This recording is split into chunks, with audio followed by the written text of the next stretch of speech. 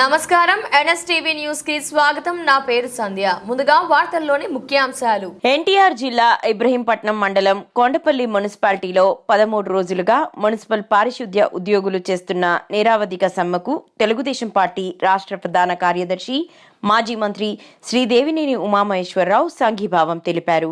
మైలవరం నియోజకవర్గ పరిశీలకులు దారు నాయక్, తిరువూరు నియోజకవర్గ పరిశీలకులు చిట్టాబత్తిన చిట్టిబాబు, తెదేపా నాయకులు పద్మశేఖర్లతో కలిసి కొండపల్లిలోని నిరసన దీక్షా శిబిరానికి వెళ్లిన దేవినేని ఉమా సమ్మె చేస్తున్న ఉద్యోగుల పట్ల ప్రభుత్వ తీరుపై ఆగ్రహం వ్యక్తం చేశారు.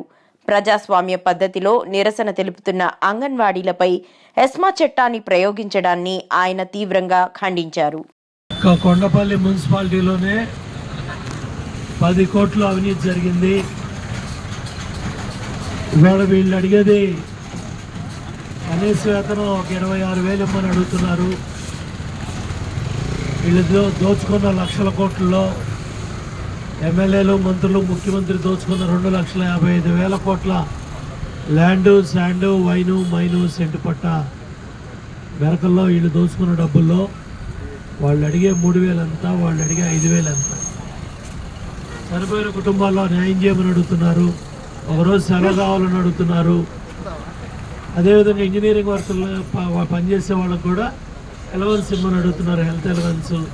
ఇట్లా వాళ్ళు అడిగేవన్నీ కూడా మంత్రుల కమిటీ అని రకరకాల కమిటీ పెట్టి క్రిస్మస్ ఏడిపించారు, కొత్త సంవత్సరంలో ఏడిపించారు.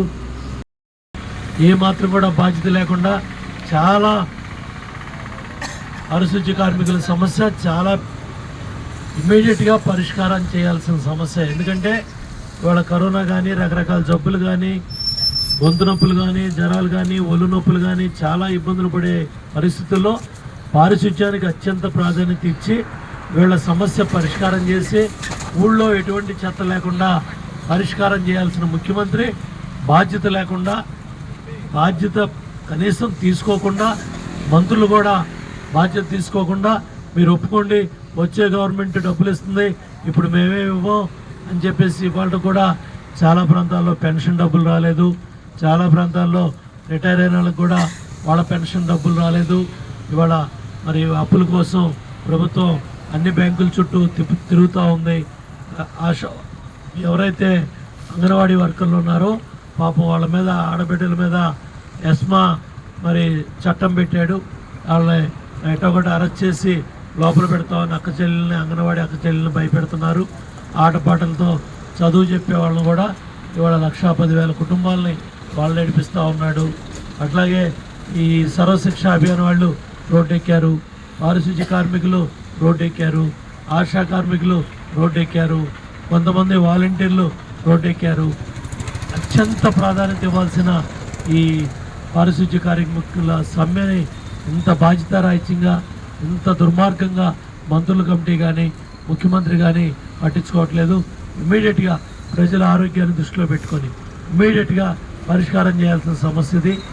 మరి ఎమ్మటే సమస్య పరిష్కారం చేయాలని ముఖ్యమంత్రిని, మంత్రుల కమిటీని డిమాండ్ చేస్తూ పరిష్కరించాలి సమస్య పరిష్కరించాలి, పారిశుద్ధ్య కార్మికుల సమస్యల్ని. అందరికీ నమస్కారాలు. కొండపల్లి మున్సిపాలిటీలో అట్లాగే ఇంకో సంస్థ టీయూసీ, ఏఐటీయూసీ, సిఐటియు, అట్లాగే మిగతా పారిశుద్ధ్య కార్మిక సంఘాలన్నీ కూడా ఈ మద్దతు తెలిసి వీళ్ళకి పోలీసులు దాడులు చేసినా, లాక్కెళ్ళినా, హాస్పిటల్కి వెళ్ళినా, మహేష్ ఉన్నాడా, వీళ్ళందరూ కూడా మహేష్ రాలా ఇంకా హాస్పిటల్ పోనీ. సో ఎన్నో బాధలు, ఇబ్బందులు పడుతున్నారు. అమ్మ మొన్న సాయం చేయమన్నా కొంత సాయం చేశారా మీకన్నా? ఓకే అమ్మా, ధైర్యంగా ఉండండి, తొందరగా పరిష్కారం చేయాలని కోరుతున్నా.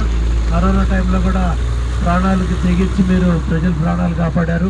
మేము సమస్యను వెంటనే పరిష్కారం చేయాలని కోరుకుంటూ దారు నాయక్ గారు, మన నియోజకవర్గ పరిశీలకులు, పార్టీ పరిశీలకులు దారు నాయక్ గారిని కూడా మాచర్ల తండా ప్రాంతం నుంచి వచ్చారు. ఆయన కూడా 2 మాటలు చెప్తారు.